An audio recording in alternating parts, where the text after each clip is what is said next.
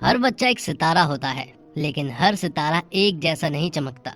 कुछ की रोशनी को देखने के लिए हमें नजरें बदलनी पड़ती है और फिल्म सितारे जमी पर हमें याद दिलाती है कि कोई कमजोर नहीं होता, बस उसका रास्ता थोड़ा अलग होता है। अगर उसे कोई समझे, कोई अपनाए, तो वही बच्चा, वही इंसान चमत्कार कर सकता है। जीत सिर्फ मैदान में नहीं होती, कभी कभी दिलों को जीतना ही सबसे बड़ी जीत होती है। तो आइए दोस्तों, आज हम एक्सप्लेन करने वाले हैं सितारे जमी पर मूवी को। वीडियो अगर अच्छा लगे तो वीडियो को लाइक करके चैनल को सब्सक्राइब जरूर कीजिएगा, ताकि आपको इसी तरह के लेटेस्ट और फ्रेश कंटेंट मिलते रहे। तो फिल्म की शुरुआत होती है दिल्ली के गुलशन अरोड़ा से, जो कि दिल्ली की बास्केटबॉल टीम का असिस्टेंट कोच है। और आज टीम बास्केटबॉल के नेशनल चैंपियनशिप के फाइनल में पहुंच चुकी है। लेकिन गुलशन को जो नॉलेज है, जो एक्सपीरियंस है, उसको चलते गुलशन को सिर्फ एक ही बात सताती है कि उसे हेड कोच होना चाहिए था, ना कि असिस्टेंट कोच, जिस वजह से गुलशन हमेशा चिड़चिड़ा सा रहता है। और फाइनल मैच के दौरान भी गुलशन अपने हेड कोच से बहुत सारी बहस कर लेता है। वो उन्हें बताता है कि वो कहाँ कहाँ गलती कर रहे हैं, और ऐसा एक बार नहीं बल्कि उसने उन्हें बहुत बार टोका, जिस वजह से हेड कोच को गुस्सा आ जाता है और वो गुलशन को चिल्लाने लगते हैं। ये देखकर गुलशन को भी गुस्सा आ जाता है और गुलशन यहाँ पर अपने हेड कोच को एक घूसा मार देता है। तो गुलशन जिस असिस्टेंट कोच के पद पर था, उसे वहाँ से हटा दिया जाता है और उसे यहाँ से भी निकाल दिया जाता है। और जो घूसा मारा गया था, उसकी वीडियो भी वायरल हो चुकी थी। उसी वीडियो को देखते हुए गुलशन अफसोस कर रहा था कि उसे ऐसा नहीं करना चाहिए था। अब गुलशन काफी ज्यादा ड्रिंक करने के बाद जब वो अपने घर के रास्ते वापस आ रहा था, तो अचानक से उसे कार में नींद आने लगती है और कार अनबैलेंस हो जाती है, जिस वजह से कार जो है वो पुलिस की कार से टकरा जाती है। लेकिन यहाँ भी गुलशन ने पुलिस वालों को सॉरी नहीं कहा था, बल्कि वो तो उन्हीं के ऊपर चिल्लाने लगा कि ये कोई जगह है पार्क करने की, चलो जल्दी से लाइसेंस बताओ, ऐसी बातें बोलने लगा था। पुलिस वाले भी उसकी बातें सुनकर हैरान थे कि आखिरकार ये तो उनके शब्द बोल रहा है। जिसके बाद वो लोग उसे पुलिस स्टेशन ले जाते हैं, जहां पर उसके चेकअप वगैरह होते हैं और फिर बाद में उसे जेल में डाल दिया जाता। और ऐसा पहली बार हुआ था जब गुलशन जेल गया था। जिसके बाद अगले दिन कोर्ट में उसकी हेयरिंग थी। तो जिस कोर्ट में वो लोग गए थे, उस कोर्ट की जज थी अनुपमा मंडल, जो कि यहाँ गुलशन से कहती है कि ये तुम्हारा पहला केस है, इसलिए हम तुम्हें ज्यादा बड़ी सजा नहीं दे रहे हैं। तुमने बास्केटबॉल के हेड कोच को थप्पड़ मारा है, ड्रिंक एंड ड्राइव के बाद तुमने पुलिस की कार को भी टक्कर मारा है, और तो और तुमने पुलिस के साथ अभद्र भाषा का प्रयोग भी किया है। सारे गुनाह तो प्रमाण हो रहे हैं, लेकिन हम तुम्हें जेल नहीं भेजना चाहते हैं। सरकार तुम्हारे टैलेंट का सही उपयोग करना चाहती है, इसलिए तुम्हें इंटेलेक्चुअली डिसेबल लोगों को 3 महीने के लिए प्रशिक्षण देना होगा। लेकिन गुलशन उन स्पेशल लोगों को पागल बोल रहा था, जिस वजह से उसके ऊपर 5,000 रुपए का फाइन भी लग जाता है। अब ये सारी बातें गुलशन को बताता है। माँ कहती है कि तुझे उन लोगों को पागल बोलने की क्या जरूरत थी, जिस वजह से अब 5,000 रुपए चले गए हैं। और तो और उन लोगों को भी सपोर्ट करने वाला कोई तो होना चाहिए, क्योंकि तुझे सपोर्ट करने वाली तो मैं थी। क्योंकि अगर बास्केटबॉल के समय पर अगर मैं तुझे सपोर्ट नहीं करती, तो वो कोच जो है वो तेरा ट्रायल भी नहीं लेता, क्योंकि तेरी हाइट कम थी। तो अब गुलशन जो है वो उस अकेडमी में पहुंच जाता है, जहां पर उसकी मुलाकात होती है करतार पाजी से।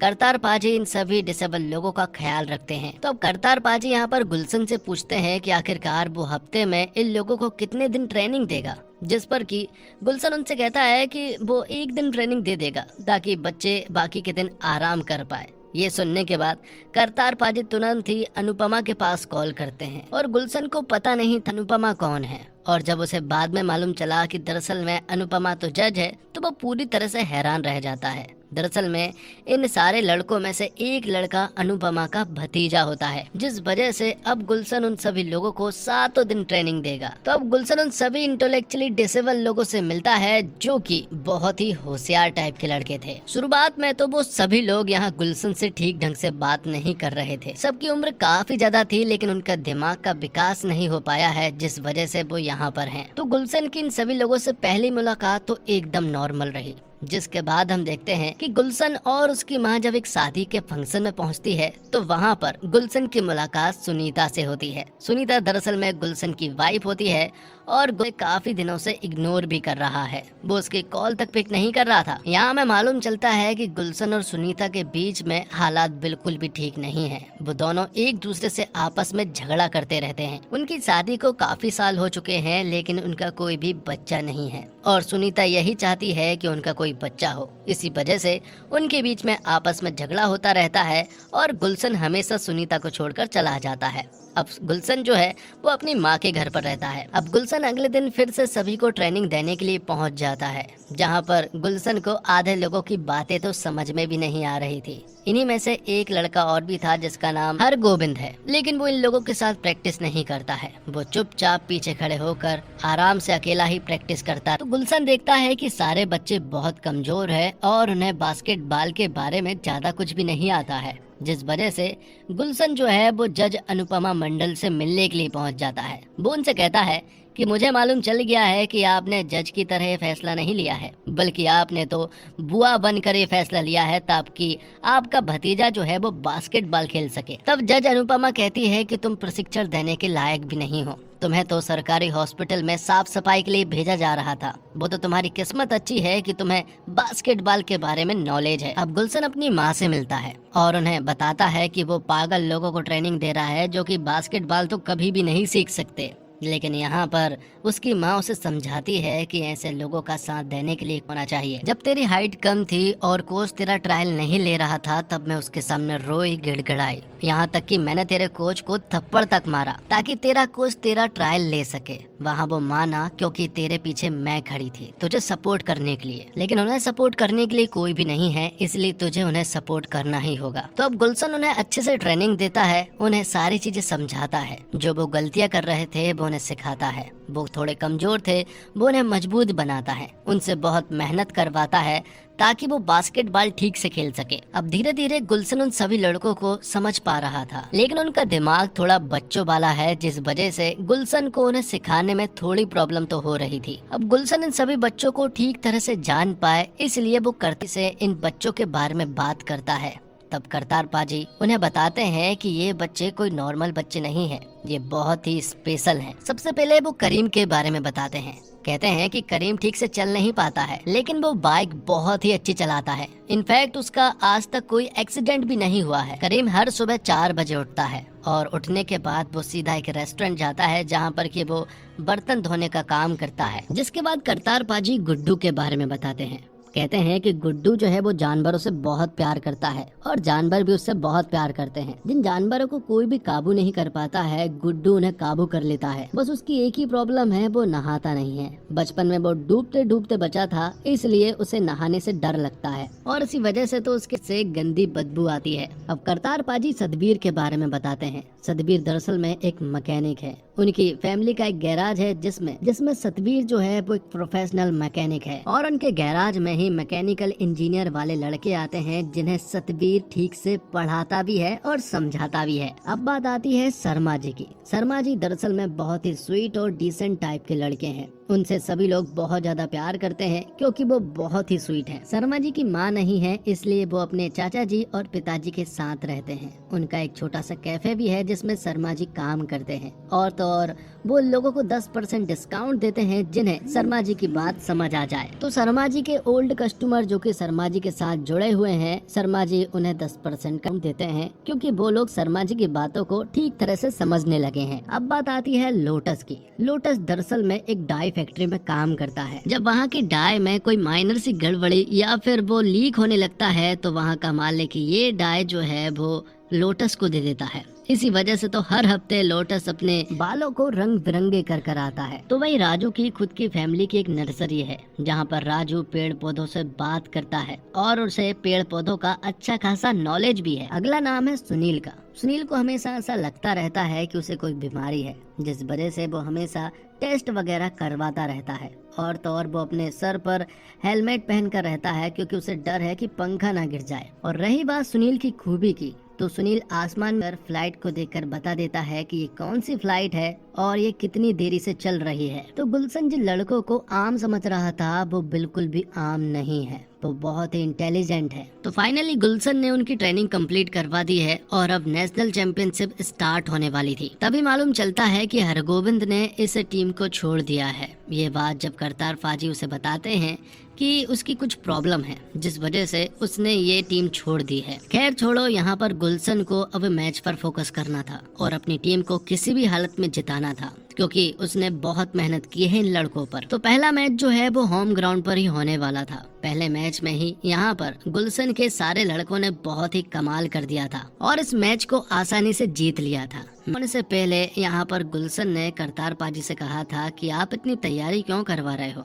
इन लोगों का मैच देखने के लिए कोई नहीं आने वाला। लेकिन करतार पाजी कहते हैं कि लोगों से सभी लोग बहुत प्यार करते हैं, अगर ये दिन इस दुनिया का आखिरी भी दिन होता ना तब भी सभी लोग ये मैच जरूर देखने आते। करतार पाजी की बात एकदम सही निकली, क्योंकि इनका मैच देखने के लिए बहुत सारे लोग आए हुए थे। तो मैच की जीतने की खुशी सभी को बहुत थी, जिस वजह से अब सभी लोग नहाने के लिए जाने लगते हैं। लेकिन सिर्फ और सिर्फ गुड्डू नहीं नहा रहा था, क्योंकि उसे फोबिया है। लेकिन जब एक चूहा पानी की टंकी में चला गया तो यहाँ पर गुलशन ने उसे मोटिवेट किया कि तू उसे बचा सकता है, क्योंकि गुड्डू को जानवरों से बहुत प्यार था।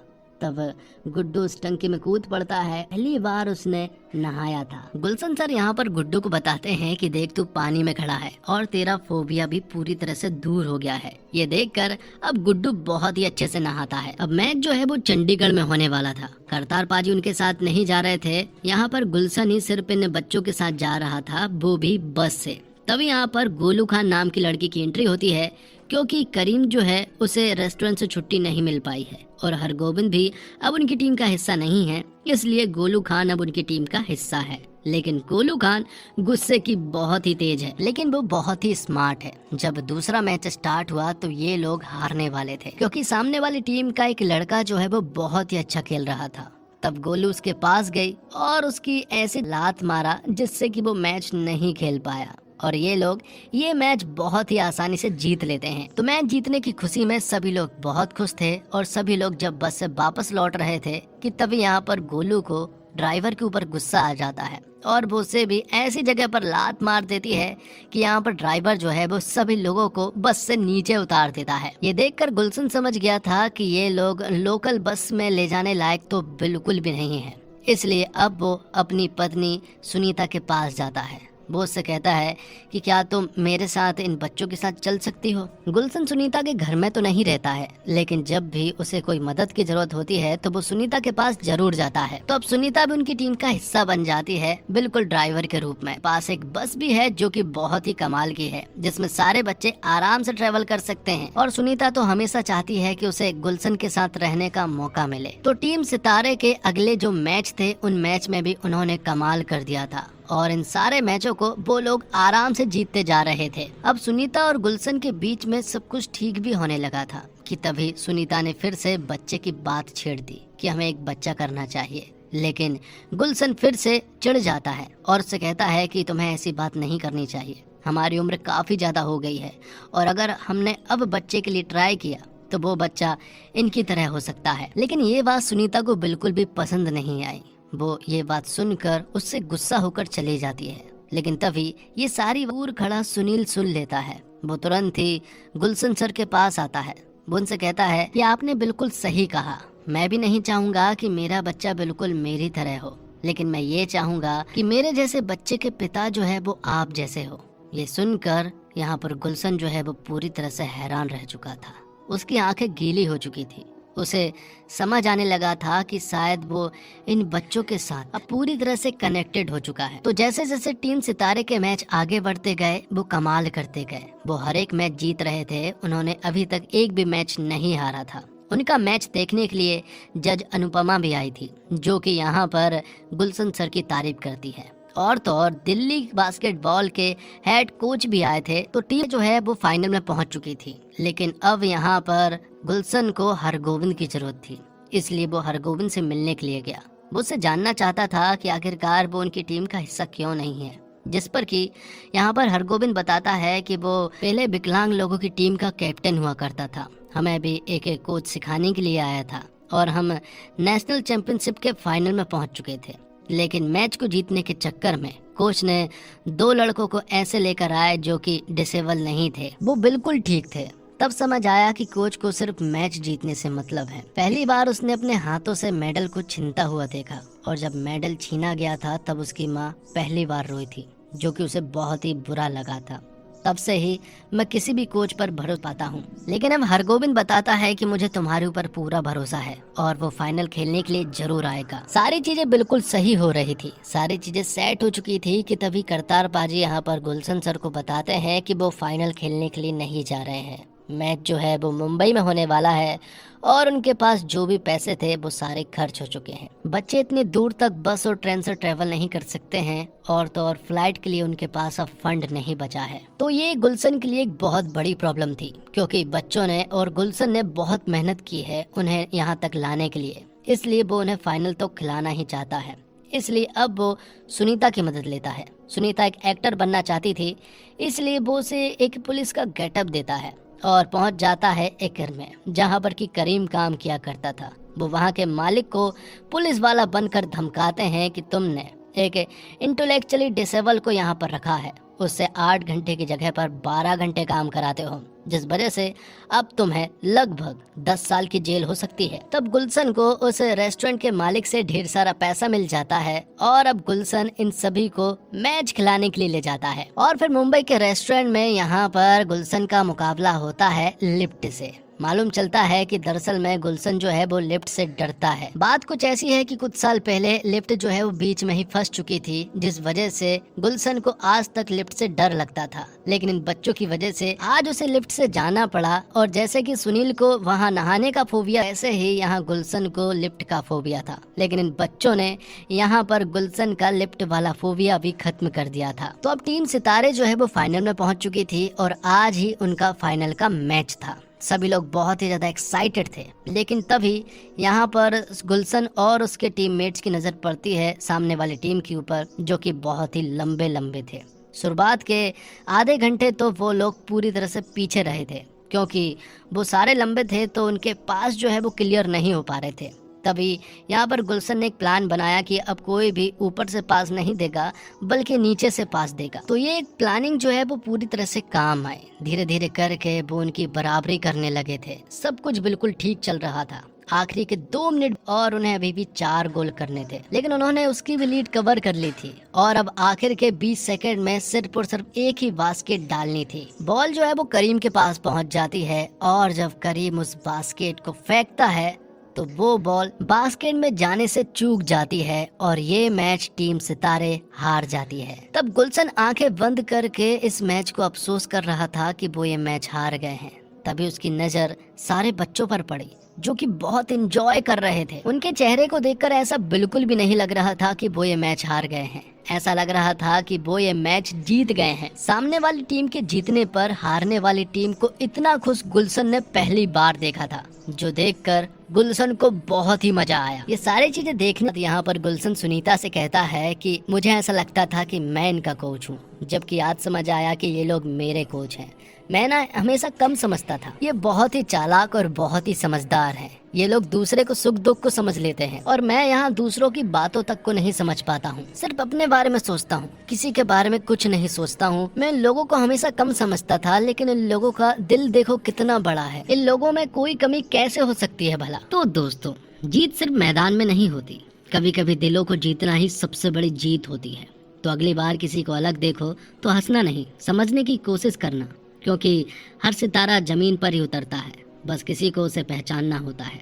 कभी कभी जिंदगी हमें ऐसे लोगों से मिलवाती है जो हमारी सोच को बदल, जो हमें सिखाते हैं कि इंसान की असली पहचान नंबरों या ताकत से नहीं, उसके जज्बातों और दिलों से होती है। सितारे जमीन पर सिर्फ एक फिल्म नहीं है, यह एक एहसास है जो हर उस इंसान को समझने की कोशिश करता है जो अलग है लेकिन कम नहीं। और वो बच्चे जो बोल नहीं पाते, ठीक से दौड़ नहीं पाते या हम जैसे नहीं दिखते, वो भी सपने देखते हैं, वो भी उड़ना चाहते हैं। जरूरत सिर्फ एक चीज की होती है, किसी के भरोसे की। ये फिल्म हमें बताती है कि जब कोई इंसान, कोई कोच, कोई दोस्त, कोई टीचर किसी पर भरोसा करता है तो वो इंसान पूरी दुनिया को जीत सकता है। आज की दुनिया में हम सब जल्दी में हैं। हम सब भूल जाते हैं कि किसी की तरफ हाथ बढ़ाना है, किसी की आंखों में झांकना है या किसी के दिल को समझना है। लेकिन यही छोटी छोटी बातें किसी के लिए जिंदगी बने। तो हर इंसान में एक सितारा होता है, कुछ खुले आसमान में चमकते हैं और कुछ बस बादलों में छिपे होते हैं। हमें बस वो बादल हटाने हैं। सितारे जमीन पर फिल्म यह कहती है कि जीतने के लिए बड़ा होना जरूरी नहीं, बस सच्चा होना जरूरी है। समझ, अपनापन और इंसानियत, ये तीनों चीजें किसी की भी जिंदगी बदल सकती है।